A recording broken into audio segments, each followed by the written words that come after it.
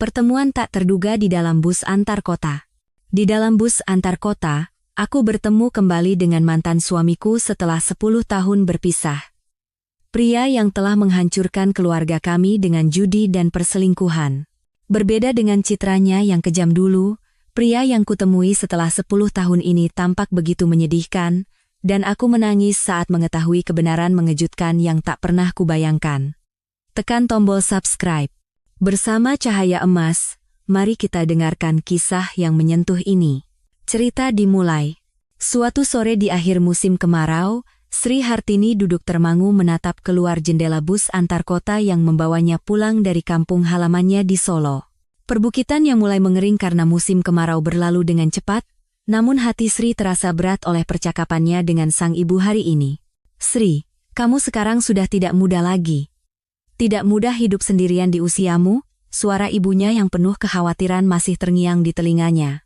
Di usianya yang ke-57, Sri memang masih hidup sendiri. Putranya, Doni, sibuk mempersiapkan pernikahan. Sementara itu, berbagai tagihan yang datang setiap bulan selalu menjadi beban bagi Sri, listrik, air, iuran kebersihan. Jika dijumlahkan, pengeluaran bulanannya tidaklah sedikit. Bu, aku baik-baik saja. Nanti kalau sudah menikah, aku akan lebih sering menjenguk ibu, kata Doni beberapa hari yang lalu, namun Sri tidak merasa tenang. Bukankah setelah menikah, Doni akan lebih sibuk? Bagaimana mungkin ia bisa lebih sering datang? Ketika bus berhenti sejenak di sebuah rest area, Sri bangkit dari kursinya untuk pergi ke toilet. Namun, dari arah kursi belakang, ia mendengar suara yang sangat dikenalnya. Tidak, terima kasih. Saya hanya perlu sampai Jakarta saja. Jantung Sri serasa berhenti berdetak. Suara itu, suara yang tidak pernah ia dengar lagi sejak 10 tahun lalu, di hari mereka menandatangani surat cerai. Perlahan, ia menoleh ke belakang. Benar saja, itu dia. Budi Santoso, mantan suaminya. Budi tampak jauh lebih kurus dan tua dari sebelumnya. Rambutnya sudah banyak memutih, dan pakaiannya pun terlihat lusuh. Dulu, ia adalah seorang pegawai kantor yang rapi. Melihatnya dalam keadaan seperti ini, hati Sri menjadi campur aduk. Namun, cara bicaranya yang tenang dan sikapnya yang kalem masih sama seperti dulu. Sepertinya penumpang di sebelahnya menanyakan sesuatu, dan Budi menjawab dengan sopan. Sri buru-buru memalingkan wajahnya kembali ke jendela. Jantungnya berdebar kencang. Ia tak pernah menyangka akan bertemu kembali secara tiba-tiba seperti ini. Meskipun orang-orang turun dan naik di rest area, Sri tidak bisa beranjak dari tempat duduknya. Ia takut berpapasan dengan Budi. Ia ingin ke toilet, tetapi terpaksa menahannya. Kenapa harus hari ini, di bus ini, batin Sri. Baru saja ia mendengar kekhawatiran ibunya tentang hidup sendiri, dan sekarang ia harus bertemu dengan pria itu. Bus kembali berjalan, tetapi Sri sama sekali tidak bisa tenang. Kehadiran Budi di kursi belakang terasa begitu kuat. Ia penasaran apakah Budi juga mengenalinya, tetapi ia tidak punya keberanian untuk menoleh. Terdengar suara Budi batuk pelan. Dulu, setiap musim pancaroba, ia memang sering batuk. Sepertinya kebiasaan itu belum berubah. Mendengar suara itu, hatinya kembali terasa rumit. Selama 20 tahun pernikahan mereka, Budi adalah tipe orang yang tidak pernah mengeluh meski sedang sakit. Ia selalu menahan semuanya dalam diam. Melihatnya kini menahan batuk sendirian terasa begitu akrab sekaligus asing bagi Sri. Katanya dia menghancurkan keluarga karena judi, bagaimana kehidupannya sekarang? Saat bercerai, Sri mendengar bahwa Budi terlilit utang judi. Itulah alasan Sri akhirnya setuju untuk berpisah, demi putra mereka, Doni. Kala itu, gosip yang beredar di antara para tetangga mengatakan bahwa Budi tidak hanya berjudi, tetapi juga berselingkuh. Sri mencoba meminta penjelasan, tetapi Budi tidak pernah memberikan jawaban yang jelas. Anggap saja seperti yang kamu tahu, hanya itu yang Budi katakan di akhir pertemuan mereka. Sri menganggap kalimat itu sebagai sebuah pengakuan. Semakin bus mendekati Jakarta, hati Sri semakin kalut. Budi masih duduk di belakang, dan hanya sesekali suara batuk dan gesekan pakaiannya yang menandakan kehadirannya. Sri mengeluarkan sapu tangan dari tasnya, untuk menyeka keringat di telapak tangannya. Ingatan akan pertemuan terakhir mereka 10 tahun lalu muncul dengan jelas. Sri, maafkan aku benar-benar minta maaf. Itu adalah kata-kata terakhir Budi. Namun, saat itu Sri tidak bisa menerimanya. Ia terlalu marah. Pernikahan selama 20 tahun hancur karena judi dan perselingkuhan, rasanya sulit dipercaya. Terutama saat itu Doni masih kuliah semester 4, ia tidak ingin putranya kecewa pada ayahnya. Namun, pada akhirnya semua terungkap, dan Doni sangat kecewa. Ayah benar-benar orang seperti itu, Bu? Pertanyaan Doni saat proses perceraian masih terngiang di benak Sri. Waktu itu, ia tidak tahu harus menjawab apa dan hanya bisa mengangguk. Dari jendela, kompleks-kompleks apartemen di pinggiran Jakarta mulai terlihat. Perjalanan hampir berakhir. Pikiran bahwa ia mungkin akan berpapasan dengan Budi saat turun di terminal membuatnya cemas. Sri bersiap-siap untuk turun lebih awal. Ia memegang tasnya erat-erat, berencana untuk segera keluar begitu bus tiba di terminal. Ia benar-benar ingin menghindari pertemuan tatap muka. Namun, di sudut hatinya, ada pikiran lain yang muncul. Ia penasaran bagaimana kehidupan Budi sekarang, apakah ia sehat? Ia ingin tahu bagaimana 10 tahun telah mengubahnya. Ketika bus tiba di terminal Pulau Gebang, Sri, sesuai rencananya, segera bangkit dan berjalan ke depan. Ia bergegas agar bisa turun lebih dulu dari penumpang lain. Saat keluar dari terminal, Sri tidak menoleh ke belakang. Meskipun penasaran, ia tidak punya keberanian. Di jalan menuju stasiun KRL, Sri berhenti sejenak. Apa benar aku harus pergi begitu saja? Pikirnya. Tapi ia segera menggelengkan kepala. Semua sudah berakhir. Semuanya sudah selesai 10 tahun yang lalu, dan tidak ada alasan untuk bertemu lagi. Di dalam gerbong KRL yang membawanya pulang, hati Sri belum juga tenang. Ia bertanya-tanya apakah pertemuan hari ini hanyalah kebetulan atau memiliki makna lain. Melihat pantulan dirinya di jendela kereta, ia tampak lelah. Lelah setelah seharian mendengar berbagai cerita di kampung, dan ditambah lagi pertemuan dengan Budi yang membuatnya sangat tertekan secara mental. Saat membuka pintu rumah, Sri menghela napas panjang. Rumah yang kosong terasa lebih sepi dari biasanya. Pertemuan dengan Budi telah membangkitkan kembali kenangan masa lalu.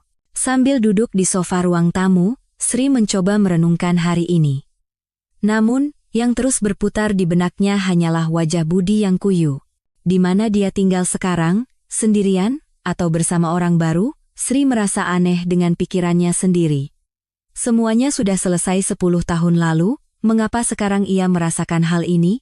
Sambil minum air di dapur, Sri menatap jalanan Jakarta yang mulai gelap. Satu persatu lampu jalan mulai menyala. Hari akan segera berakhir, tetapi sepertinya gejolak di hatinya tidak akan mudah reda. Beberapa hari berlalu, Sri masih belum bisa melupakan sosok Budi yang ia temui di bus. Ia mencoba tidur lebih awal, tetapi sulit terlelap. Saat mengerjakan pekerjaan rumah di siang hari, pikirannya terus melayang pada pria itu. Terutama, penampilannya yang menyedihkan terus mengganggunya. Dulu, Budi memiliki postur yang tegap, tetapi yang ia lihat tempo hari benar-benar kurus dan tua. Kenapa aku terus memikirkannya? Gumam Sri pada dirinya sendiri sambil menggeleng. Semua sudah berakhir, tidak ada alasan untuk peduli lagi. Hari ini, ia pergi ke pasar tradisional untuk berbelanja. Persediaan lauk di kulkas sudah menipis, jadi ia tidak bisa menundanya lagi. Karena datang lebih pagi, pasar tidak terlalu ramai. Saat sedang memilih lobak dan sawi di lapak sayur, ia mendengar suara ibu-ibu di sebelahnya berbisik. Dengar-dengar, orang itu sekarang sering ke rumah sakit. Loh, siapa? Siapa yang kamu maksud? Pak Budi Santoso. Kamu kenal, kan? Yang dulu tinggal di sini, lalu cerai dan pindah itu. Tangan Sri yang sedang memilih lobak terhenti, mereka membicarakan Budi. Oh, dia. Yang katanya diusir karena judi dan selingkuh itu, kan? Iya, betul. Katanya sekarang sering bolak-balik ke rumah sakit besar. Jangan-jangan kena penyakit parah? Sri menajamkan telinganya. Kabar bahwa Budi dirawat di rumah sakit membuatnya khawatir. Kamu dengar dari siapa? Besan saya kan kerja di rumah sakit itu, katanya beberapa kali lihat Pak Budi di sana. Datangnya cukup sering, katanya. Wah, kalau begitu benar sakit parah, ya. Kasihan juga ya, hidup sendirian. Percakapan ibu-ibu itu segera beralih ke topik lain, tetapi cerita itu terus terngiang di benak Sri. Mengapa ia begitu peduli dengan kabar Budi yang sendirian pergi ke rumah sakit? Sri menyelesaikan belanjanya dan pulang. Biasanya, setelah dari pasar, suasana hatinya membaik. Tapi tidak hari ini, cerita tentang Budi membuat hatinya berat. Sesampainya di rumah, sambil merapikan belanjaan, pikiran Sri kembali kalut. Apa Budi benar-benar sakit parah? Kalau begitu, bagaimana ia menanggungnya sendirian? Sambil duduk di sofa, Sri mulai merapikan tagihan-tagihan yang ia ambil dari kotak surat. Tagihan listrik, air, iuran kebersihan. Pengeluaran bulan ini sepertinya akan sangat ketat. Ia menghela napas sambil menekan kalkulator. Sejak Doni sibuk dengan persiapan pernikahan, sulit baginya untuk menerima uang saku seperti dulu. Namun, saat merapikan tagihan-tagihan itu, sebuah pikiran melintas. Apakah Budi juga hidup sendirian, bergelut dengan tagihan-tagihan seperti ini? Jika ditambah dengan biaya rumah sakit, betapa berat bebannya? Dulu saat masih menikah, mereka mengelola keuangan bersama. Sekarang, mereka harus menanggung semuanya sendiri-sendiri. Sri melipat tagihan itu dan memasukkannya ke laci sambil mengenang masa lalu. Dulu, Budi adalah orang yang sangat peduli dengan keuangan keluarga. Ia selalu teliti mencatat pengeluaran setiap bulan. Bu, bulan ini kita harus sedikit berhemat. Uang kursus Doni juga naik. Baik, Pak. Nanti uang jajan saya juga saya kurangi. Dulu ada masa-masa percakapan seperti itu. Sejak kapan percakapan itu menghilang? Sepertinya sejak masalah judi mulai muncul. Sri pergi ke dapur untuk menyiapkan makan malam. Hari ini ia memutuskan untuk memasak sayur asem sederhana. Karena makan sendirian, ia seringkali memasak seadanya. Sambil memasak, Sri kembali teringat masa lalu. Budi sangat menyukai sayur asem, terutama buatan Sri. Bu, sayur asemnya enak sekali. Bagaimana cara membuatnya bisa seenak ini? Biasa saja, kok, Pak. Cuma mengikuti resep dari ibu. Tidak. Ini jauh lebih enak dari buatan ibu saya. Mendengar pujian seperti itu, Sri merasa senang. Rasanya begitu bangga ketika suaminya menyukai masakannya. Saat kuah sayur asem mendidih, aromanya menyebar di dapur.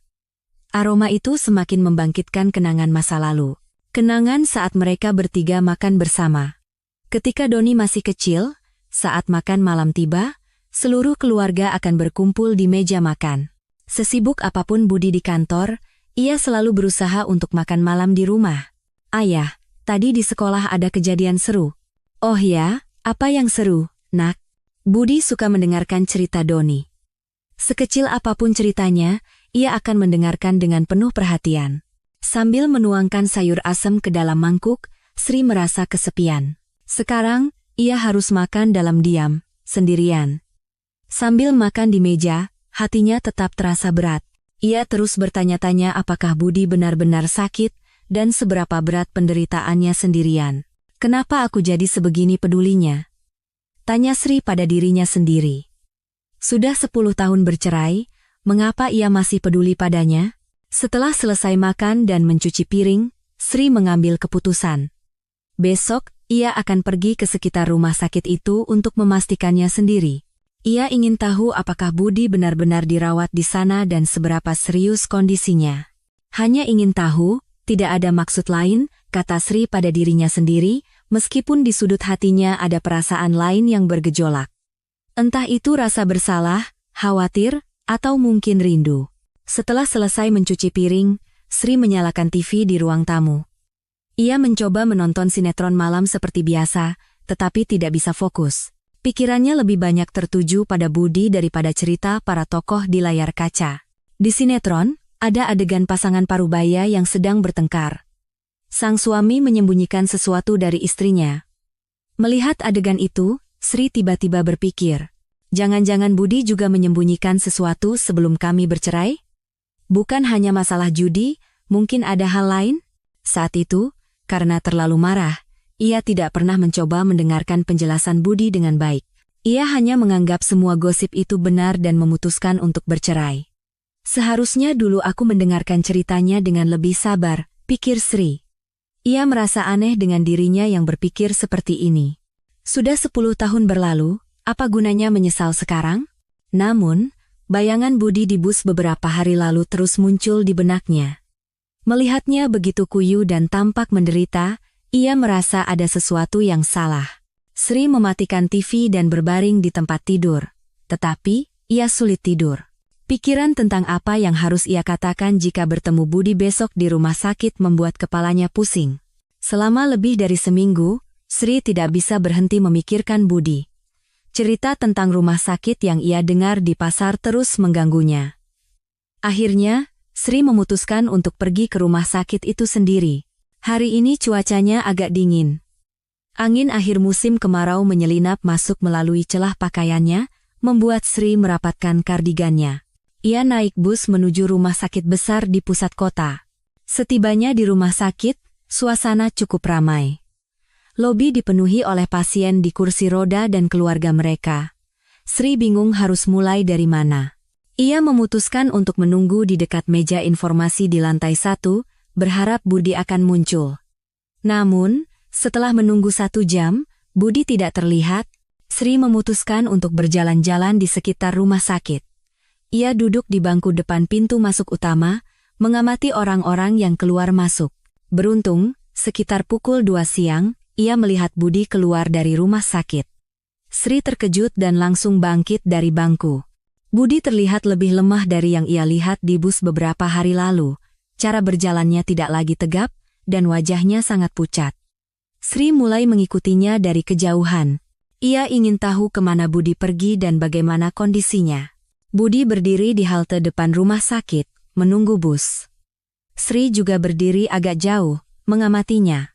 Setelah mencatat nomor bus yang dinaiki Budi, Sri naik bus berikutnya dan mengikutinya. Beberapa halte kemudian, Budi turun. Sri juga buru-buru turun dan mengikutinya dari jarak yang aman. Budi masuk ke sebuah kompleks perumahan tua yang padat. Jadi dia tinggal di sini, batin Sri. Ia mencatat gedung tempat Budi masuk. Itu adalah sebuah rumah kontrakan sederhana yang sudah tua dan tampak kumuh. Dibandingkan dengan apartemen mereka dulu, tempat ini sangat menyedihkan. Sri tidak mengikutinya lebih jauh dan masuk ke sebuah kafe di dekat sana. Ia belum punya keberanian untuk bertemu Budi secara langsung.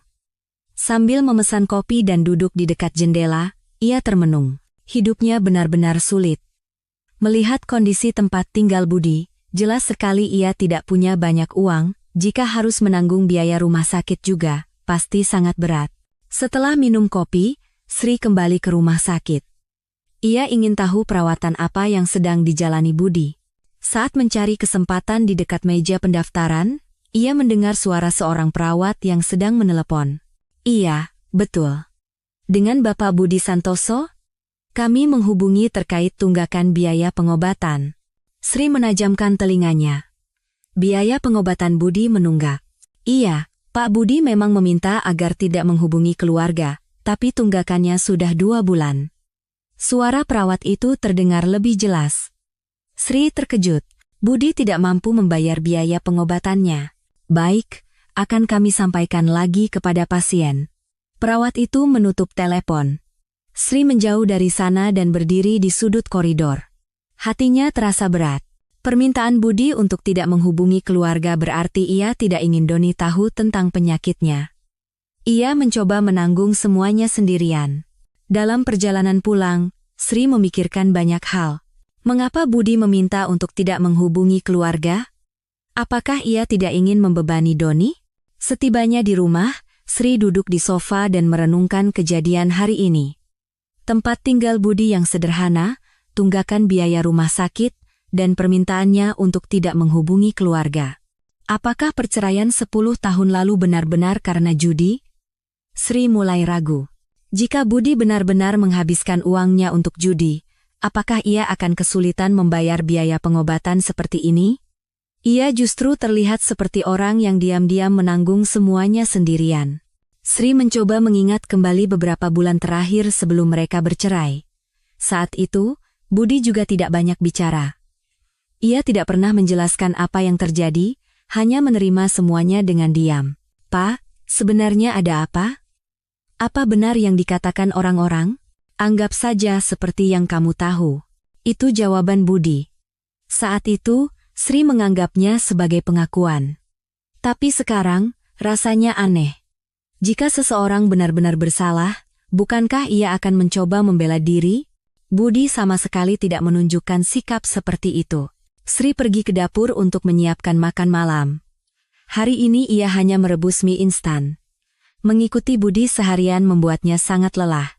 Sambil memasak mie, Sri terus berpikir, penyakit apa yang diderita Budi, dan seberapa parah kondisinya. Kenapa aku jadi secemas ini? Sri tidak mengerti perasaannya sendiri. Mereka sudah bercerai. Mengapa ia begitu khawatir? Sambil makan mie di meja, hatinya tetap terasa rumit. Memikirkan Budi yang mungkin juga hanya makan makanan sederhana seperti mie instan membuatnya sedih. Dulu, Budi tidak begitu suka mie instan. Ia selalu ingin makan nasi dengan lauk pauk lengkap. Sekarang, makanan apa yang ia makan?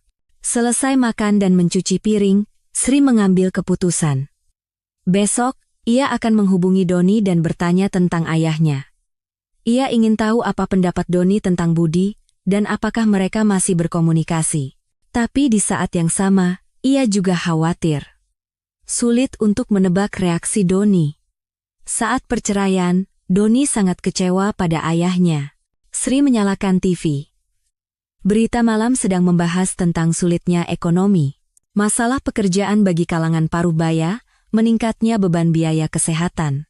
Berita itu membuat kondisi Budi terasa semakin menyedihkan. Hatinya terasa berat membayangkan Budi berjuang sendirian dengan biaya pengobatan yang tak terbayar. Walaupun dia mantan suami, apa boleh aku membiarkannya begitu saja? Sri merasa aneh dengan pikirannya. Mereka sudah bercerai, apa perlu ia peduli? Namun, di sudut hatinya, ia terus merasa ada sesuatu yang salah. Kondisi Budi saat ini dan situasi perceraian 10 tahun lalu tidak terasa sinkron. Sri mematikan TV dan pergi tidur. Ia memutuskan akan berbicara dengan Doni besok sebelum mengambil langkah selanjutnya. Saat ini pikirannya terlalu kacau untuk memutuskan sendirian. Sambil berbaring, ia kembali teringat wajah Budi yang ia lihat hari ini, langkahnya yang lemah saat keluar dari rumah sakit, rumah kontrakannya yang sederhana, tunggakan biaya pengobatan. Apa benar kami bercerai karena judi? Keraguan Sri semakin besar. Ia merasa mungkin ada alasan lain. 2 minggu berlalu, perhatian Sri pada Budi semakin besar. Ia ingin menghubungi Doni dan membicarakan ayahnya, tetapi ragu karena takut membuka luka lama. Suatu hari, saat Sri sedang keluar dari supermarket dekat rumahnya, seseorang yang ia kenal mendekatinya. Itu adalah Agus Salim, mantan rekan kerja Budi. "Loh, Ibu Sri, kan?" Agus menyapanya dengan ramah. Namun, melihatnya membuat hati Sri tidak nyaman. Agus adalah salah satu orang yang menyebarkan gosip buruk tentang Budi saat mereka bercerai. "Oh, Pak Agus," jawab Sri canggung. Karena berada di depan supermarket, ia tidak bisa menghindar. "Bagaimana kabarnya sekarang, Bu? Pasti berat ya hidup sendirian?" Nada bicara Agus terdengar ramah, tetapi Sri merasakan sesuatu yang aneh. Ia bukan tipe orang yang menanyakan kabar seperti ini. "Baik-baik saja," jawab Sri singkat. Ia ingin segera pergi, tetapi Agus terus berbicara. "Ngomong-ngomong, sudah dengar kabar Pak Budi?" Sri terkejut. Mengapa Agus tiba-tiba membicarakan Budi? Kabar apa ya? "Oh, belum tahu ya, katanya sekarang sakit-sakitan. Sering ke rumah sakit, katanya." Agus berbicara seolah-olah memberikan berita baru, padahal Sri sudah tahu. "Oh, begitu," jawab Sri, berpura-pura tidak tahu. Ia tidak ingin Agus tahu bahwa ia telah mengikuti Budi. "Iya. Tapi, Bu Sri, saya mau kasih satu nasihat." Raut wajah Agus menjadi serius. Sri merasa cemas. "Nasihat apa? Kalau nanti Pak Budi menghubungi atau minta tolong, jangan terlalu dipedulikan ya." Kata-kata Agus terasa aneh bagi Sri. Budi tidak pernah menghubunginya. Mengapa Agus mengatakan hal ini? Maksud Bapak, Begini, Pak Budi kan sekarang lagi kesulitan ekonomi. Ada kabar dia mungkin akan minta-minta bantuan ke mantan istrinya. Mendengar itu, Sri marah. Ia tahu Budi bukan orang seperti itu. Pak Budi bukan orang seperti itu, kata Sri, tanpa sadar membela Budi. Agus tampak sedikit kaget dengan reaksi Sri. Ya, memang begitu, tapi kan orang kalau sudah terdesak bisa berbuat apa saja. Pak Agus, kenapa tiba-tiba Bapak membicarakan ini? Tanya Sri langsung. Sikap Agus sangat aneh. Saya hanya khawatir Ibu Sri nanti kerepotan. Kan semua sudah berakhir, kalau terlibat lagi nanti jadi rumit. Agus tersenyum canggung. Namun, Sri merasa kata-katanya tidak tulus. Saya tidak ada urusan lagi dengan Pak Budi. Terima kasih atas perhatiannya. Sri menjawab dengan dingin. Ia tidak ingin berbicara lebih lama dengan Agus. Oh, baiklah. Kalau begitu saya permisi dulu. Jaga kesehatan ya Bu. Agus pamit dengan nada kecewa dan pergi. Sri menatap punggungnya dengan perasaan aneh. Dalam perjalanan pulang, Sri merenungkan percakapannya dengan Agus. Mengapa ia tiba-tiba muncul dan seolah-olah memperingatkannya tentang Budi? Terutama kalimat semua sudah berakhir yang terus terngiang. Seolah-olah Agus ingin mencegah Sri untuk peduli pada Budi. Setibanya di rumah, sambil merapikan belanjaan, Sri teringat. Agus adalah orang yang paling aktif menyebarkan gosip buruk tentang Budi 10 tahun lalu. Kenapa dia begitu membenci Budi? Dulu Sri tidak terlalu memikirkannya, tapi sekarang terasa aneh. Mereka adalah rekan kerja, mengapa Agus begitu ingin menjelek-jelekan Budi? Sri mencoba mengingat lebih detail. Agus bekerja di departemen yang sama dengan Budi, dan pernah kalah saing dalam promosi jabatan. Saat itu, Budi dikenal sebagai karyawan yang rajin dan kompeten. Sebaliknya, Agus cenderung bekerja asal-asalan. Jangan-jangan dia iri pada Budi sejak saat itu? Pikiran ini membuat kecurigaan Sri semakin besar. Kemungkinan Agus sengaja menyebarkan gosip palsu tentang Budi. Sore harinya, Sri menelepon Ibu Siti, tetangga lamanya. Ia berharap bisa mendapatkan informasi lebih detail tentang situasi saat itu. Halo, Bu Siti? Loh, Sri? Sudah lama tidak menelepon. Bagaimana kabarmu? Ibu Siti terdengar senang.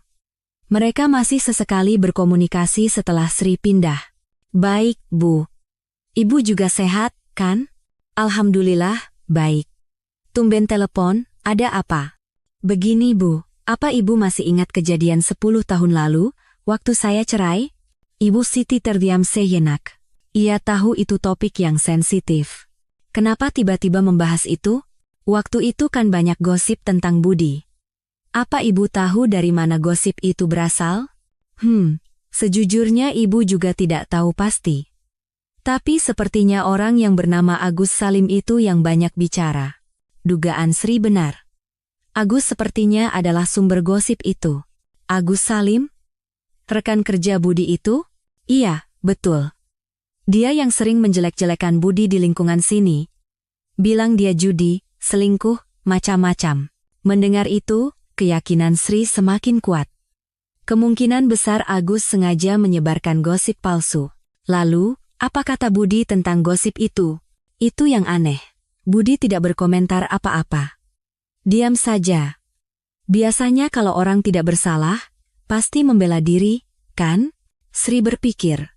Mengapa Budi tidak membela diri? Apakah karena memang benar, atau ada alasan lain? Bu, waktu itu apa Budi menunjukkan tingkah laku yang aneh? Apa Ibu pernah melihat langsung? Seingat Ibu tidak ada. Dia tetap seperti biasa, pendiam. Malah sepertinya jadi lebih pendiam. Kesaksian Ibu Siti semakin memperkuat kecurigaan Sri. Jika Budi benar-benar bermasalah, pasti ada tingkah laku aneh yang terlihat, tapi ternyata tidak ada. Terima kasih ya, Bu. Maaf jadi merepotkan dengan urusan lama. Tidak apa-apa. Tapi, Sri, kenapa tiba-tiba kamu penasaran dengan hal itu? Hanya teringat saja, Bu. Sri tidak menceritakan detailnya. Ia tidak ingin membuat gosip baru sebelum semuanya jelas. Setelah menutup telepon, Sri semakin yakin. Pasti ada alasan lain di balik perceraian 10 tahun lalu. Kemunculan Agus yang tiba-tiba dan peringatannya seolah menunjukkan ketakutannya jika Sri mengetahui kebenaran. Sekarang, Sri merasa harus bertemu langsung dengan Budi dan mendengar ceritanya. Ia tidak bisa lagi menilai hanya berdasarkan kata-kata orang lain. Setelah sebulan penuh pertimbangan, Sri memutuskan untuk bertemu langsung dengan Budi. Peringatan Agus dan kesaksian Ibu Siti membuatnya yakin ada kebenaran tersembunyi di balik perceraian mereka 10 tahun lalu. Hari ini hujan. Sambil mendengarkan rintik hujan musim gugur yang mengetuk jendela, Sri mengambil payung. Ia berencana bertemu Budi saat ia pulang dari rumah sakit. Sekitar pukul 2 siang, Sri tiba di halte bus dekat kontrakan Budi. Ia menunggu, mengikuti rute yang sudah ia amati beberapa hari sebelumnya. Untungnya, karena hujan, tidak banyak orang di sana. Sri berdiri di bawah atap halte, menunggu Budi. Sekitar setengah jam kemudian, Budi benar-benar turun dari bus. Tanpa payung, ia berjalan perlahan dengan tubuh basah kuyup, jantung Sri berdebar kencang. Inilah saatnya ia akan berbicara langsung dengan Budi setelah 10 tahun. "Pak Budi," panggil Sri pelan. Budi terkejut dan menatap Sri. "Sri?" Suaranya bergetar. Ia tampak sangat kaget melihat Sri. "Anda kehujanan. Bisa kita bicara sebentar?" Sri mengarahkan payungnya ke arah Budi. Budi ragu sejenak, lalu mengangguk. "Boleh." Mereka berdua masuk ke bawah atap halte. Kecanggungan memenuhi udara di antara mereka. Sri mengamati Budi lebih dekat. Wajahnya sangat tirus, dan pakaiannya lebih lusuh dari sebelumnya. Terutama, ia sering batuk, yang membuatnya tampak khawatir. "Sepertinya Anda tidak sehat," kata Sri memulai percakapan. Budi tersenyum pahit. "Baik-baik saja." Jawabannya tetap tenang, dengan nada bicara yang sama seperti dulu. Sri memberanikan diri untuk memulai topik utama. "Pak Budi, saya datang karena ada sesuatu yang sangat ingin saya tanyakan. Apakah perceraian kita benar-benar karena judi?" Wajah Budi menegang. Ia tampak kaget dengan pertanyaan langsung Sri. "Kenapa tiba-tiba bertanya seperti itu?" "Saya bertemu Agus Salim. Dia mengatakan hal-hal yang aneh." Mendengar nama Agus, tatapan Budi berubah, ada emosi yang rumit melintas di matanya. "Apa yang dia katakan?" "Dia bilang, kalau Bapak menghubungi saya, jangan saya pedulikan. Katanya semua sudah berakhir." Sri menceritakan percakapannya dengan Agus. Budi mendengarkan, lalu menghela napas. Orang itu masih saja bicara seperti itu. Nada bicara Budi terdengar lelah, seperti orang yang sudah lama menahan sesuatu. "Pak Budi, tolong beri saya jawaban yang jujur. Apa yang sebenarnya terjadi 10 tahun lalu?" Sri bertanya dengan lebih tegas. Ia tidak bisa lagi menerima jawaban yang mengambang. Budi menatap langit sejenak. "Hujan masih turun. Anggap saja seperti yang kamu tahu." Budi memberikan jawaban yang sama seperti 10 tahun lalu. Sri marah. "Kenapa Anda selalu menjawab seperti itu? Kenapa tidak pernah mau menjelaskan?" Suara Sri meninggi. Rasa frustrasi yang terpendam selama 10 tahun seolah meledak. "Tidak ada gunanya menjelaskan," kata Budi, masih dengan tenang. Namun, suaranya mengandung kepasrahan yang mendalam. "Kenapa tidak ada gunanya? Saya ingin tahu kebenarannya. Kalaupun kamu tahu kebenarannya, apa yang akan berubah? Semua sudah berakhir." Kata-kata Budi membuat Sri semakin frustrasi. Mengapa ia begitu pasrah? Akan berubah. Kalau ternyata Bapak difitnah, saya harus minta maaf. Mendengar itu, Budi untuk pertama kalinya menunjukkan ekspresi terkejut. Sepertinya ia tidak menyangka Sri akan berpikir seperti itu. "Sri, Pak Budi, tolong katakan yang sebenarnya. Agus Salim yang berbohong, kan?" tanya Sri dengan sungguh-sungguh. Budi ragu sejenak, lalu membuka mulut. "Agus, menggelapkan uang perusahaan." Sri terkejut. Cerita ini berbeda dari yang ia bayangkan. "Uang perusahaan? Saya mengetahuinya. Awalnya Agus meminta saya menjadi penjamin utangnya, tapi ternyata utang itu untuk menutupi uang yang ia gelapkan." Budi mulai bercerita perlahan. Sri mendengarkan dengan napas tertahan. "Tentu saja saya menolak. Tapi Agus mengancam, Jika saya menolak, ia akan membuat saya terlihat seperti penjudi. Sri mulai mengerti, jadi Agus yang mengancam Budi. Jadi Bapak difitnah seperti itu? Agus menyebarkan gosip di lingkungan kita bahwa saya berjudi, bahkan sampai bilang saya selingkuh. Suara Budi dipenuhi rasa sakit yang terpendam. Lalu kenapa Bapak tidak membela diri? Kenapa tidak menceritakannya pada saya? Sri menanyakan hal yang paling membuatnya penasaran. Budi menghela napas dalam-dalam, karena Agus mengancam akan melibatkan Doni. Mendengar penjelasan Budi, hati Sri terasa sakit. Jadi Budi menanggung semuanya untuk melindungi putra mereka. Jadi, Anda hanya menerimanya begitu saja? Saya berharap kamu akan mempercayaiku, tapi tidak ada bukti, dan ancaman Agus, saya menyerah. Budi menunduk. Sri merasa ingin menangis. Hujan turun semakin deras. Air hujan mulai memercik ke dalam halte. Pak Budi, saya benar-benar minta maaf. Kenapa waktu itu saya tidak bisa mempercayai Anda? Sri meminta maaf dengan tulus, merasa bersalah karena telah salah sangka selama 10 tahun. Tidak apa-apa. Itu situasi yang tidak bisa dihindari, kata Budi datar, tetapi Sri bisa membayangkan betapa sakit hatinya. Belum terlambat. Kita harus memberitahu Doni kebenarannya. Sri berkata dengan tegas. Namun, Budi menggeleng. Sudah 10 tahun berlalu, apa gunanya sekarang? Tentu saja ada gunanya. Doni juga salah paham tentang ayahnya, ini harus diluruskan. Sri memohon, tetapi Budi tetap pasif. Doni akan segera menikah dan memulai hidup baru. Aku tidak ingin membebaninya dengan masalah lama. Jawaban Budi membuat Sri frustrasi. Mengapa ia selalu ingin berkorban sendirian? Angin dan hujan semakin kencang. Budi kembali batuk. Pak Budi, sepertinya kondisi Anda tidak baik. Apa kata dokter? Tanya Sri khawatir. Budi ragu sejenak, lalu menjawab, ada masalah di paru-paru. Sedang dalam pengobatan, tapi kalimatnya menggantung. Sri merasa cemas. Bagaimana dengan biaya pengobatannya? Pertanyaan Sri membuat Budi tersenyum pahit. Agak berat, memang. Budi mengaku jujur. Sri teringat cerita tunggakan biaya rumah sakit yang ia dengar beberapa hari lalu. Apa biayanya menunggak? Pertanyaan tajam Sri membuat Budi kaget. Bagaimana kamu? Saya tidak sengaja mendengarnya. Katanya Anda meminta rumah sakit untuk tidak menghubungi keluarga? Sri tahu Budi mencoba menanggung semuanya sendirian. Aku tidak ingin membebani Doni. Pak Budi, tidak boleh begitu. Bagaimana bisa Anda menanggung sakit sendirian?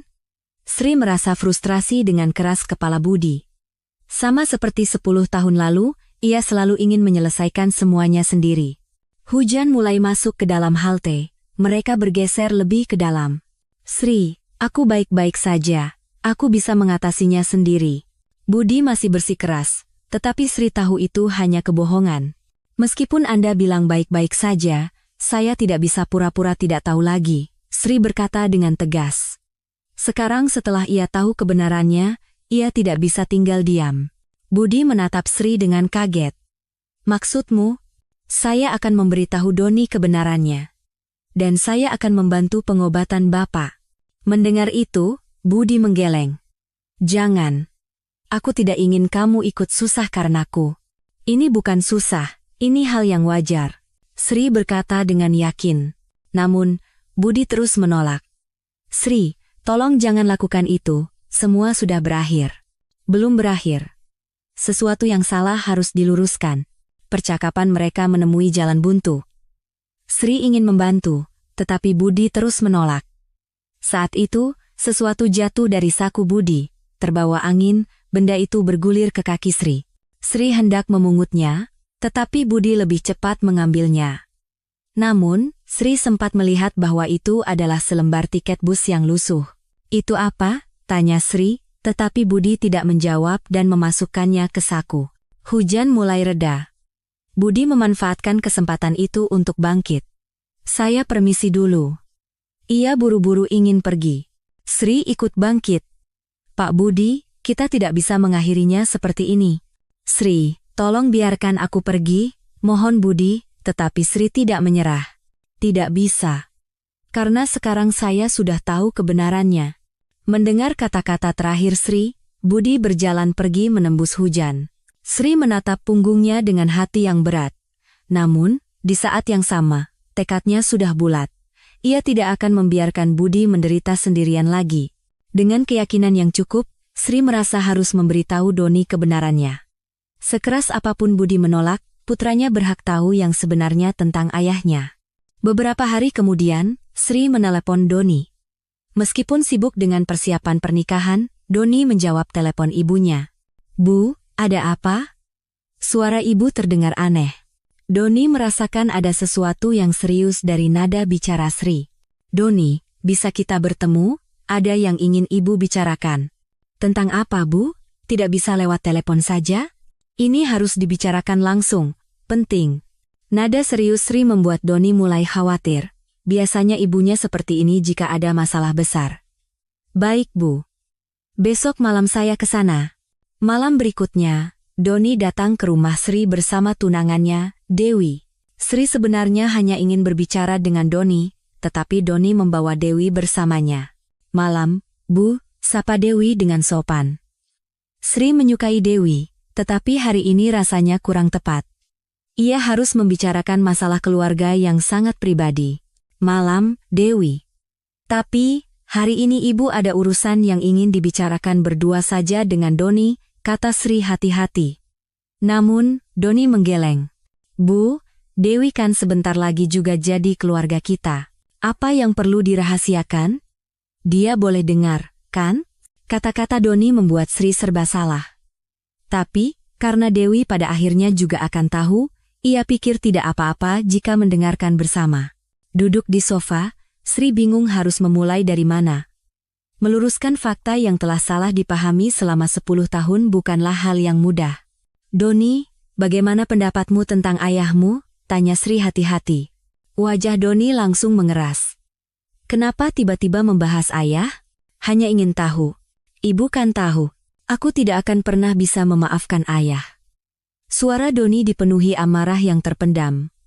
Dewi merasakan suasana canggung dan memegang tangan Doni. "Doni, apa kamu yakin ayah benar-benar melakukan semua itu?" Sri bertanya lebih langsung. Doni menatapnya dengan heran. "Kenapa ibu bicara seperti itu? Dulu kan ibu juga tidak percaya padanya dan memilih cerai." "Mungkin saja ibu yang salah paham." Kata-kata Sri membuat Doni semakin terkejut. Ia tidak mengerti mengapa ibunya tiba-tiba mengatakan hal ini. "Maksud ibu?" "Dulu semua tetangga membicarakannya." "Doni, gosip itu bisa saja bohong." Sri mulai menceritakan kebenarannya dengan hati-hati. Doni menatap ibunya dengan tidak percaya. "Bohong? Jadi ayah difitnah?" "Sepertinya begitu." Jawaban Sri membuat Doni bangkit dari sofa. Ia bingung dengan pengungkapan yang tiba-tiba ini. Tidak mungkin. Lalu 10 tahun ini apa artinya? Suara Doni meninggi. Dewi panik dan mencoba menenangkan Doni. "Sayang, tenang dulu. Dengarkan penjelasan ibu sampai selesai." Tetapi emosi Doni sudah meluap. "Selama 10 tahun ini, ibu tahu betapa malunya aku karena ayah?" Doni mulai meluapkan luka masa lalunya. Sri bisa membayangkan betapa sakitnya hati putranya. "Sejak SMP sampai SMA, aku tidak pernah bisa menceritakan tentang ayah pada teman-temanku. Kalau ditanya, aku selalu mengalihkan pembicaraan." Pengakuan Doni membuat hati Sri sakit. Ia merasa bersalah karena tidak menyadari penderitaan putranya. Waktu kuliah juga sama. "Aku hidup seolah-olah tidak punya ayah." "Doni." Sri mencoba menenangkan, tetapi Doni terus berbicara. Yang paling berat adalah saat mempersiapkan pernikahan dengan Dewi. Doni menatap Dewi. Dewi mengangguk, teringat masa itu. Di acara pernikahan, biasanya ayah pengantin pria memberikan sambutan, kan? Tapi aku tidak bisa memanggil ayah. Suara Doni bergetar. Waktu orang tua Dewi bertanya kenapa ayahku tidak datang, aku tidak tahu harus menjawab apa. Dewi ingat betapa beratnya Doni saat itu. "Akhirnya aku berbohong, bilang kalau ayah sudah meninggal. Itu lebih baik." Pengakuan Doni membuat Sri menangis. Putranya sampai harus menganggap ayahnya sudah mati demi menutupi rasa malu. "Doni, maafkan ibu. Ibu yang salah menilai. Apa maaf bisa menyelesaikan semuanya? Ini 10 tahun, Bu. 10 tahun? Doni masih marah. Sulit baginya menerima kebenaran yang tiba-tiba ini. Dewi bertanya dengan hati-hati.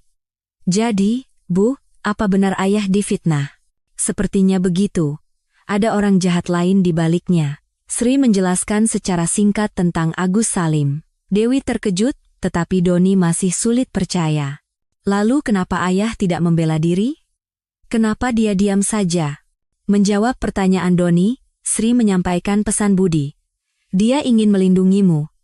Dia takut kalau kebenarannya terungkap, kamu akan ikut terseret. Mendengar itu, Doni terdiam. Fakta bahwa ayahnya menanggung semuanya demi dirinya sangat mengejutkan. Lalu, bagaimana kabar ayah sekarang? Tanya Dewi penasaran. Sri mulai menjelaskan kondisi Budi saat ini. Dia sakit parah. Ada masalah di paru-parunya. Ayah sakit? Doni terkejut. Iya. Dia berobat sendirian. Tapi sepertinya tidak sanggup membayar biayanya. Mendengar itu, ekspresi Doni menjadi rumit. Rasa marah dan khawatir pada ayahnya bercampur aduk. Kenapa dia tidak menghubungiku? Dia tidak ingin membebanimu. Dia bahkan meminta rumah sakit untuk tidak menghubungi keluarga. Doni teringat sifat keras kepala ayahnya. Dulu, jika ada masalah, ia selalu ingin menyelesaikannya sendiri. Jadi sekarang ayah menanggung semuanya sendirian, kata Dewi. Semua orang terdiam. Doni kembali duduk di sofa dan memegangi kepalanya. Selama 10 tahun ia membenci ayahnya, padahal ayahnya berkorban untuknya. Aku harus bagaimana? Tanya Doni pada ibu dan tunangannya. Ia bingung harus bereaksi seperti apa. Bagaimana kalau kita temui ayah dulu? Usul Sri. Tetapi Doni menggeleng. Aku belum siap, ini terlalu mendadak. Dewi menepuk pundak Doni. Pelan-pelan saja. Hal seperti ini tidak bisa diputuskan dengan terburu-buru. Tapi ayah kan sakit, biayanya juga tidak terbayar. Doni mulai khawatir dengan kesehatan ayahnya. Meskipun membencinya selama 10 tahun, ia tetaplah ayahnya. Kalau begitu, kita bantu biaya pengobatannya dulu, usul Dewi. Doni mengangguk. Iya, itu tentu saja harus, tapi untuk bertemu langsung, aku belum siap. Doni masih merasa berat untuk bertemu ayahnya. Sri mengerti perasaan putranya. Emosi yang terpendam selama 10 tahun tidak bisa berubah dalam semalam. Baik, pelan-pelan saja. Kita bantu pengobatannya dulu. Namun, hati Sri merasa cemas. Ia tidak tahu seberapa parah penyakit Budi, dan mungkin waktu mereka tidak banyak. Sejak kapan ibu mulai berpikir seperti ini? Tanya Doni. Beberapa waktu lalu, ibu tidak sengaja bertemu ayah di bus. Sri menjelaskan semua kejadian, mulai dari pertemuan di bus hingga saat ini. Doni dan Dewi mendengarkan dengan terkejut. Jadi ibu diam-diam mengikuti ayah? Bukan mengikuti, lebih tepatnya memastikan, jawab Sri sedikit malu. Ibu benar-benar pemberani, puji Dewi. Tidak mudah untuk peduli pada mantan suami sampai sejauh itu. Bukan pemberani, tapi rasa bersalah. Karena sudah salah sangka selama 10 tahun. Kata-kata Sri membuat hati Doni semakin rumit. Ibunya saja menyesal, lalu apa yang harus ia lakukan? Malam semakin larut, percakapan mereka terus berlanjut. Mereka bertiga serius mendiskusikan apa yang harus dilakukan. Akhirnya, mereka sepakat untuk sementara waktu membantu biaya pengobatan Budi, dan Doni akan mempersiapkan diri secara perlahan untuk bertemu ayahnya. Namun, masih banyak masalah yang harus diselesaikan, terutama keberadaan Agus Salim yang bisa menjadi penghalang. Beberapa hari kemudian, Sri ingin tahu lebih banyak tentang masa lalu Budi. Meskipun sudah memberitahu Doni, masih banyak hal yang membuatnya penasaran. Apa yang sebenarnya terjadi, dan bagaimana Agus menekan Budi. Sri teringat ada beberapa barang Budi yang tidak dibawa saat pindah, dan masih tersimpan di gudang. Waktu itu, karena pindah terburu-buru, ada beberapa kotak yang tertinggal. Sore itu, Sri turun ke gudang bawah tanah apartemennya. Di antara tumpukan kotak berdebu, ia menemukan 2 kotak milik Budi. Kotak pertama berisi foto-foto lama Budi dan dokumen-dokumen kantor. Sri mulai memeriksanya satu persatu. Di dasar kotak kedua, ia menemukan sebuah amplop coklat tebal. Di bagian depan tertulis penting dengan tulisan tangan. Sri membukanya dengan hati-hati. Di dalamnya ada berbagai dokumen, dan salah satunya adalah surat perjanjian utang. Saat dibaca, nama Agus Salim tertera di sana. Sejumlah Rp30.000, dengan Budi sebagai pemberi pinjaman. Apa ini? Sri merasa aneh. Tidak masuk akal jika Budi meminjamkan uang pada Agus. Bukankah Agus yang meminta Budi menjadi penjamin utang? Sri memeriksa dokumen lain. Ada beberapa lembar rekening koran, dan terlihat ada penarikan uang dalam jumlah besar dari rekening Budi. Tepatnya pada Agustus 2013, 2 bulan sebelum mereka bercerai, ada penarikan sebesar Rp30.000. Tanggalnya sama persis dengan surat perjanjian utang itu. Jadi Budi benar-benar meminjamkan uang 30 juta pada Agus. Sri mulai mengerti. Mungkin Agus tidak bisa membayar utangnya, lalu memfitnah Budi sebagai penjudi. Saat mencari lebih jauh, ia menemukan sepucuk surat yang belum selesai ditulis. Ditulis tangan oleh Budi, untuk Sri. Dengan hati berdebar, Sri mulai membacanya. Untuk Sri, aku menulis surat ini tanpa tahu apakah aku akan bisa memberikannya padamu. Tapi aku menulisnya dengan harapan suatu saat nanti kamu akan tahu kebenarannya. Aku tahu Agus menggelapkan uang perusahaan.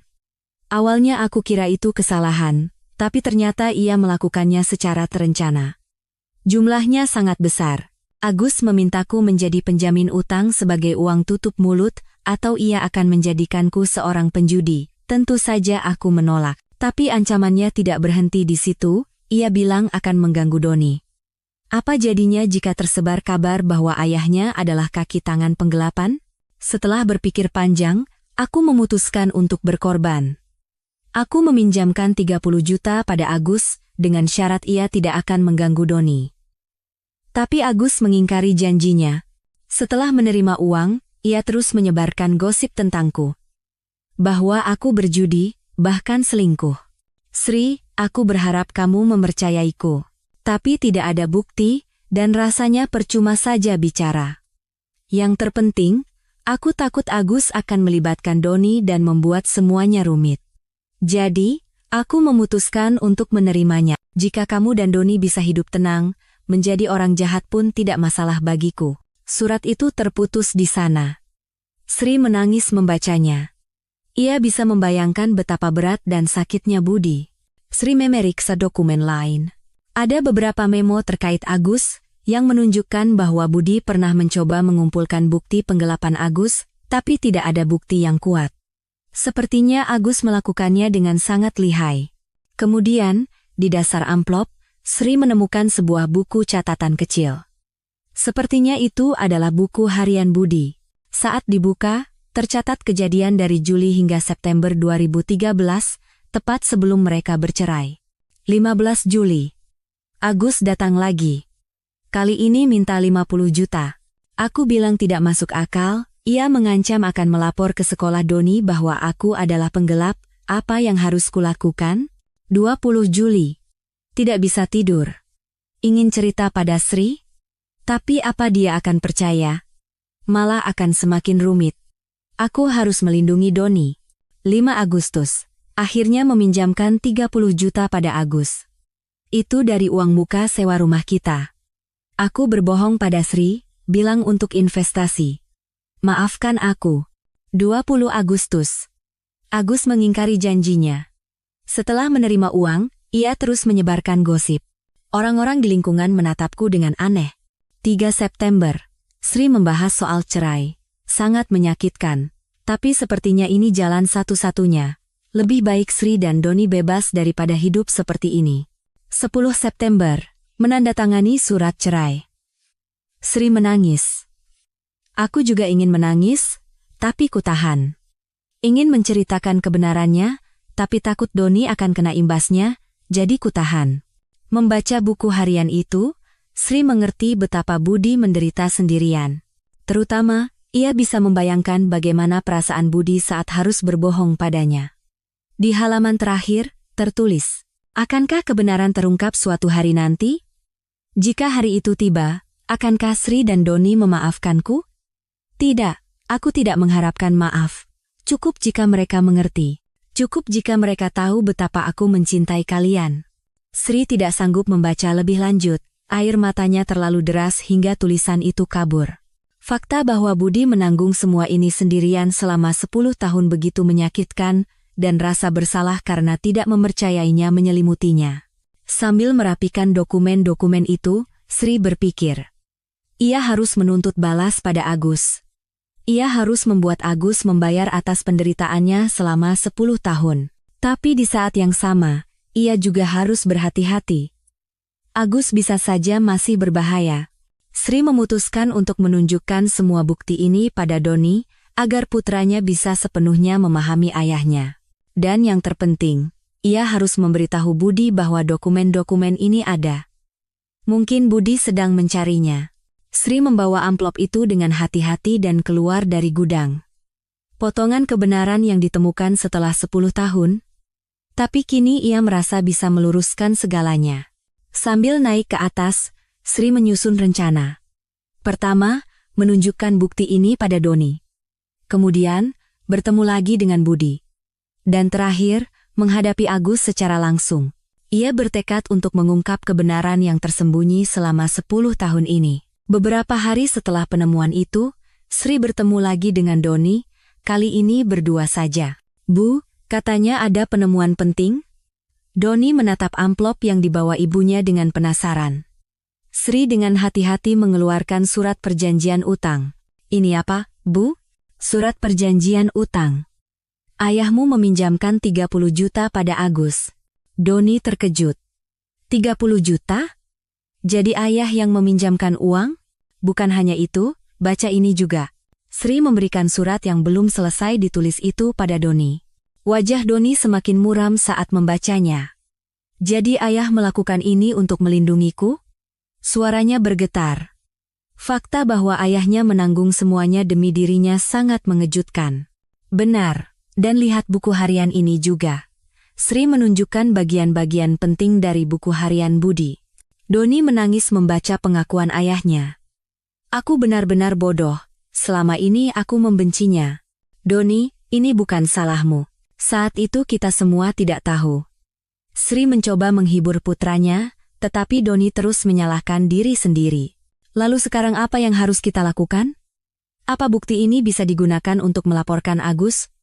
Doni menunjukkan sikap proaktif. Ia ingin membersihkan nama baik ayahnya. Kita harus bicara dengan ayahmu dulu. Ini bukan keputusan yang bisa kita ambil sendiri. Sri berkata dengan bijak. Meskipun dalam hatinya ia ingin sekali menghukum Agus. Sore itu, Sri dan Doni pergi menemui Budi bersama. Budi terkejut dengan kunjungan mendadak mereka, terutama saat melihat Doni. Doni, ayah. Keheningan canggung menyelimuti pertemuan ayah dan anak setelah 10 tahun. Sri yang memecah keheningan. Pak Budi, lihat ini. Sri menunjukkan semua bukti yang ia temukan. Budi sangat terkejut. Di mana kamu menemukan ini semua? Di gudang, di dalam kotak yang Bapak tinggalkan. Budi merasa lega. Bukti yang selama ini ia cari ternyata ada di sana. Ayah, apa semua ini benar? Tanya Doni hati-hati. Budi mengangguk. Maafkan ayah, Doni. Karena tidak memberitahumu kebenarannya. Bukan, ayah. Aku yang seharusnya minta maaf karena salah paham. Ayah dan anak itu akhirnya saling memahami setelah 10 tahun. Sri terharu melihatnya. Lalu sekarang apa rencana Bapak? Kita tidak bisa membiarkan Agus begitu saja, kata Doni dengan marah.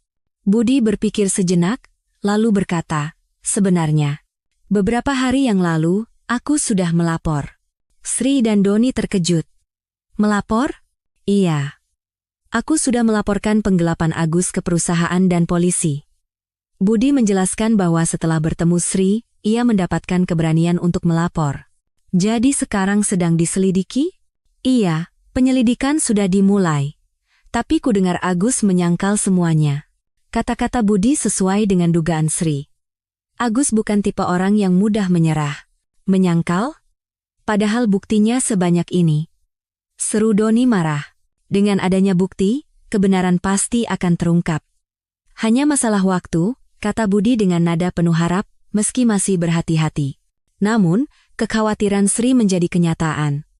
Malam itu, Agus menelepon Doni. "Doni, ini Om Agus." Doni bingung mengapa Agus tiba-tiba meneleponnya. "Ada apa, Om?" "Ayahmu sedang memfitnah Om. Kamu harus menghentikannya." Agus masih tidak mau mengakui kesalahannya. "Maksud Om apa?" "Ayah saya punya bukti. Semua bukti itu palsu. Ayahmu yang merekayasanya karena terlilit utang." Agus terus berbohong. Doni marah. "Cukup, Om. Saya sudah tahu semua kebenarannya. Doni, Om tahu kamu sedang mempersiapkan pernikahan. Masalah ini bisa membuat citramu buruk di mata keluarga calon istrimu. Apa kamu tidak apa-apa jika hidupmu hancur?" Agus mencoba mengancam Doni. Namun, Doni tidak gentar. "Jangan mengancam saya. Saya akan berada di pihak ayah. Dewi dan keluarganya juga sudah tahu semua kebenarannya." Doni menutup telepon dengan tegas dan segera menghubungi Sri untuk menceritakan ancaman Agus. "Orang itu masih saja berbuat nekat," kata Sri geram. "Bu, kita harus lebih proaktif," kata Doni, menunjukkan tekadnya untuk tidak menyerah. Keesokan harinya, Budi dihubungi oleh pihak kepolisian untuk pemeriksaan tambahan. "Pak Budi, tidak apa-apa?" tanya Sri khawatir. "Tidak apa-apa, aku hanya perlu mengatakan yang sebenarnya. Sekarang kita punya bukti." Budi menjawab dengan tegar. Inilah kesempatannya untuk membersihkan namanya setelah 10 tahun. Beberapa hari kemudian, pihak kepolisian memberikan hasil sementara. Meskipun Agus terus menyangkal, bukti yang diajukan Budi sangat kuat.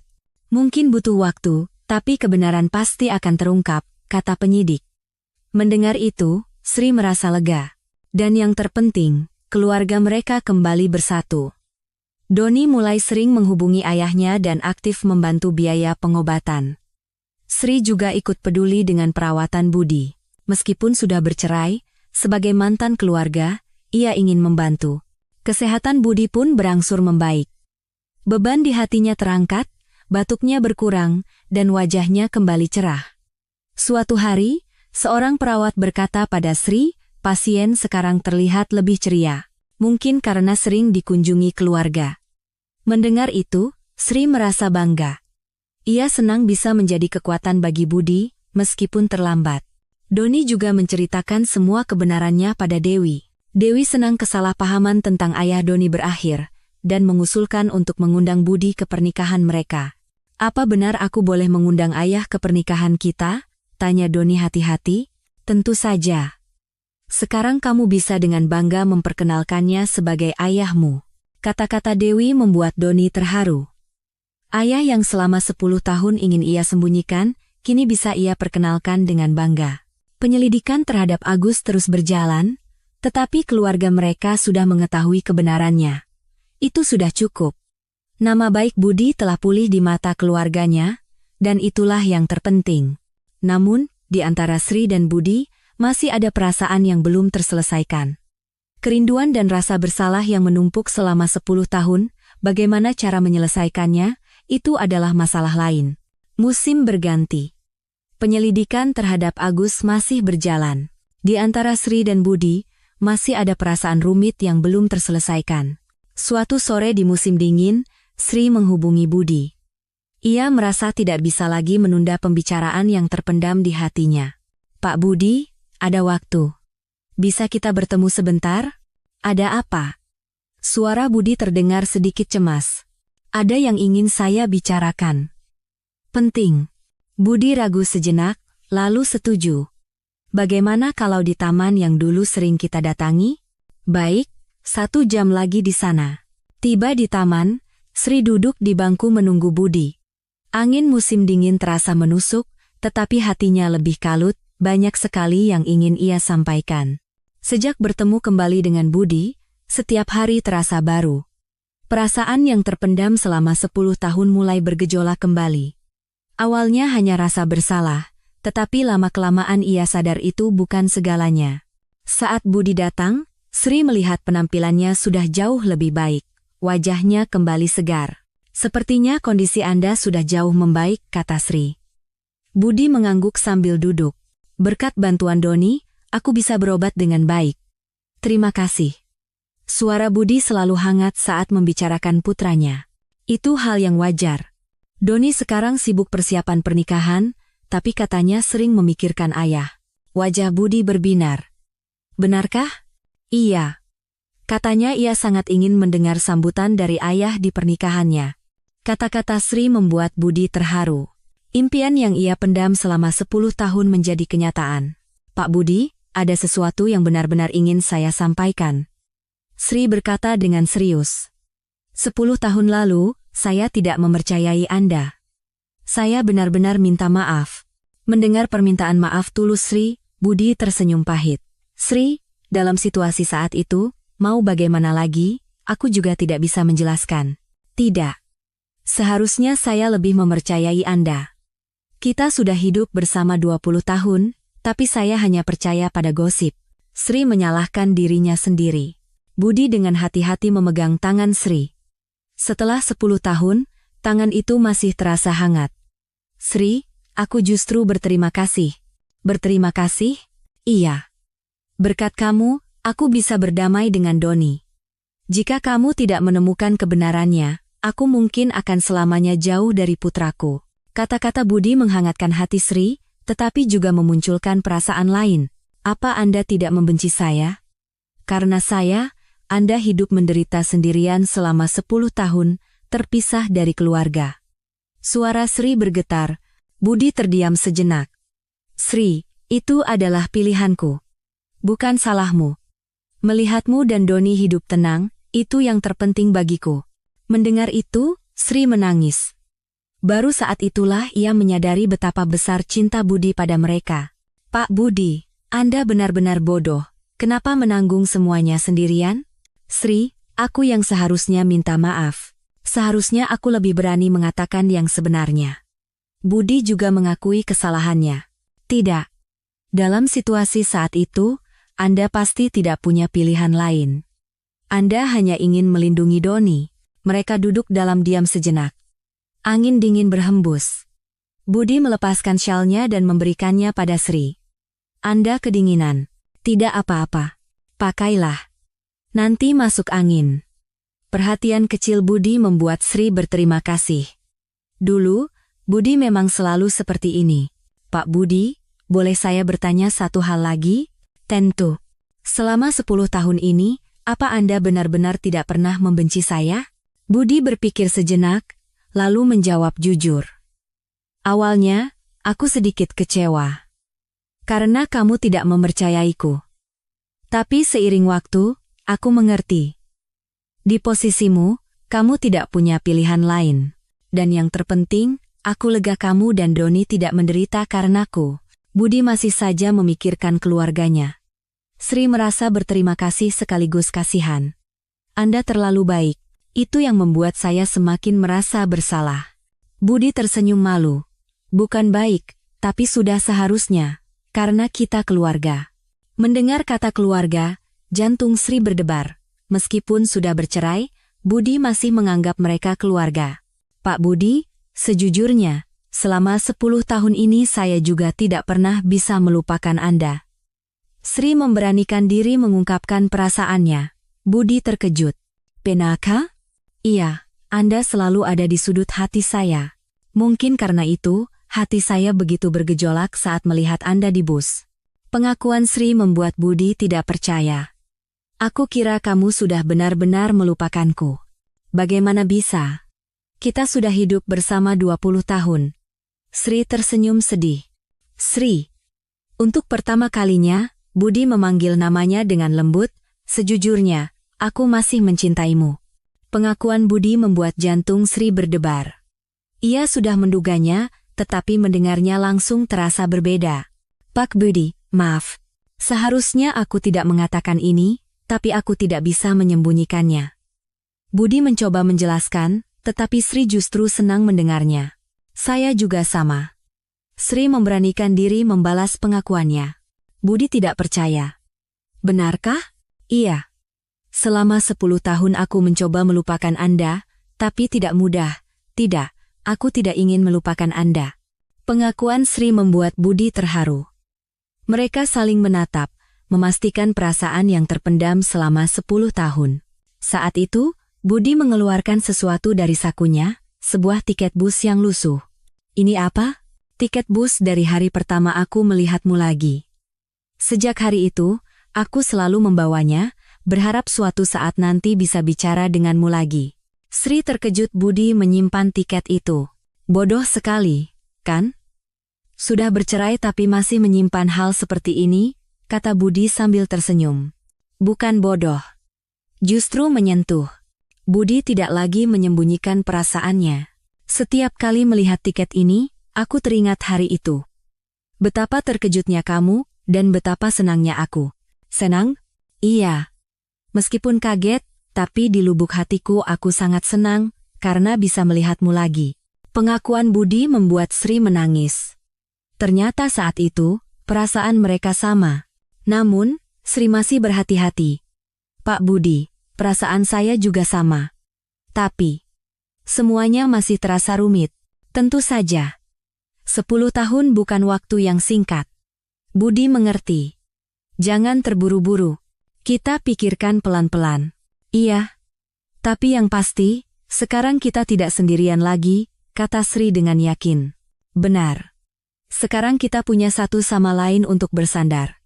Dan yang terpenting, kita sudah saling tahu perasaan masing-masing.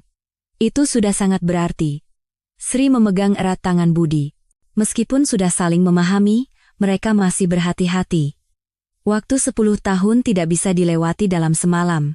Biarlah waktu yang menjawab, jangan terburu-buru, batin Sri. Budi pun berpikiran sama. Matahari mulai terbenam, tetapi hati mereka terasa hangat. Di penghujung musim dingin, seolah-olah mereka sedang menyambut musim semi yang baru.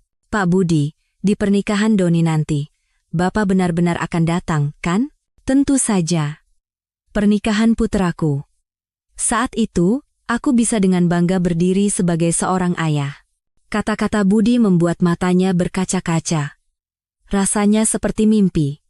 Bisa menjadi ayah yang membanggakan di depan putraku. Bukan mimpi. Semuanya kembali ke tempatnya. Mereka terus berbincang di taman hingga matahari terbenam. Saling memahami kembali setelah 10 tahun terpisah. Saat meninggalkan taman, mereka pulang ke rumah masing-masing. Namun, hati keduanya terasa lebih ringan. Beberapa bulan berlalu. Musim semi tiba, seolah semuanya dimulai kembali. Kesehatan Budi semakin membaik, dan persiapan pernikahan Doni memasuki tahap akhir. Penyelidikan terhadap Agus juga berakhir. Ia didakwa atas penggelapan dan fitnah, serta dipecat dari perusahaan. Nama baik Budi pulih secara resmi. Dan yang terpenting, keluarga mereka kembali bersatu. Hari ini adalah hari pernikahan Doni. Pagi-pagi sekali, Sri mengirim pesan pada Budi. Hari ini sangat istimewa. Jas Anda pasti akan terlihat bagus. Balasan Budi datang dengan cepat. Terima kasih, Sri. Berkatmu aku bisa merasakan hari ini. Tiba di gedung pernikahan, Sri melihat Budi berdiri di dekat pintu masuk. Dengan jas biru tua barunya, Budi tampak sangat gagah. Seolah-olah citranya yang berwibawa 10 tahun lalu telah kembali. Pak Budi. Budi menoleh dan tersenyum cerah. Anda terlihat sangat gagah. Doni pasti akan terkejut. Doni di mana? Di ruang rias pengantin pria. Tadi kulihat dia sangat bahagia. Pernikahan pun dimulai. Saat Doni berjalan masuk, Budi tidak bisa menahan air matanya. Terutama saat Doni dengan bangga memperkenalkan, ini ayah saya, Budi Santoso, di hadapan para tamu, hati Budi meluap. Saat tiba giliran memberikan sambutan, Budi maju ke depan dengan gemetar. Selamat siang. Saya Budi Santoso, ayah dari pengantin pria. Budi memulai dengan suara bergetar. Hari ini putra saya, Doni, menikah. Sudah lama saya tidak bisa menjalankan peran sebagai ayah dengan baik, tapi bisa berdiri di sini hari ini, saya sangat bersyukur. Doni, maafkan ayah yang selama ini banyak kekurangan. Kedepannya, ayah akan berusaha menjadi ayah yang baik. Dan Dewi, terima kasih sudah menjadi bagian dari keluarga kami, semoga kalian berdua hidup bahagia. Budi mengakhiri sambutannya dengan air mata. Para tamu bertepuk tangan meriah. Saat Budi kembali ke tempat duduk, Sri memberikan sapu tangan. Sambutan yang sangat bagus, ketulusannya terasa. Pesta pun dimulai. Budi menyapa orang tua Dewi. Mereka saling memberikan kesan yang baik. Di tengah pesta, Doni menghampiri Budi. Ayah, terima kasih untuk hari ini, pernikahan ini jadi sempurna. Bukan apa-apa, sudah seharusnya. Tidak, ya. Kehadiran ayah membuatku merasa sangat kuat. Ayah dan anak itu berpelukan. Sri menangis melihatnya. Setelah pesta usai, Sri dan Budi menjadi yang terakhir pulang. Pernikahan yang sangat indah, kata Sri. Iya. Seperti mimpi. Saat keluar dari gedung, mereka memutuskan untuk naik bus bersama. Kebetulan, bus dengan rute yang terkenal itu datang. Bus yang sama tempat mereka bertemu kembali. Kita naik bus ini, usul Sri. Budi mengangguk, merasakan makna istimewa. Saat naik, sopir bus menyapa ramah. Sepertinya habis dari pernikahan ya? Bapak dan Ibu serasi sekali. Mereka saling menatap dan tersenyum. Terima kasih, jawab Budi. Semuanya dimulai dari bus ini, kata Sri. Benar. Dan sepertinya, semuanya juga dimulai kembali dari bus ini, kata Budi penuh makna. Jantung Sri berdebar. Jarak yang mereka jaga selama beberapa bulan terakhir terasa semakin menipis. Pak Budi. Sri, bisakah kita benar-benar bersama lagi? Budi dengan hati-hati memegang tangan Sri. Sri menggenggamnya erat. Iya. Kali ini, kita benar-benar bersama. Jawaban Sri membuat Budi menangis. Akhirnya, mereka bisa memulai awal yang baru. Pemandangan musim semi berlalu di luar jendela. Hari ini benar-benar sempurna, kata Sri. Iya, hari yang cocok untuk awal baru kita, jawab Budi terharu. Sopir bus tersenyum melihat mereka dari kaca spion, ia seolah bisa menebak kisah istimewa mereka. Mau turun di mana Pak Bu? Sampai tujuan akhir, jawab Budi. Jawaban yang penuh makna simbolis. Sambil berpegangan tangan, Sri dan Budi menatap keluar jendela. Setelah 10 tahun berputar-putar, mereka akhirnya bertemu kembali untuk memulai awal yang baru. Cahaya senja yang hangat memenuhi bus. Bus ini bukan lagi bus air mata. Ini adalah langkah perdamaian dan awal dari cinta yang baru. Angin musim semi berhembus, seolah memberkati awal baru mereka. Kisah cinta Sri dan Budi membuka lembaran baru. Cinta sejati yang datang terlambat, hubungan yang semakin berharga karena telah melewati kesulitan, kini mekar kembali.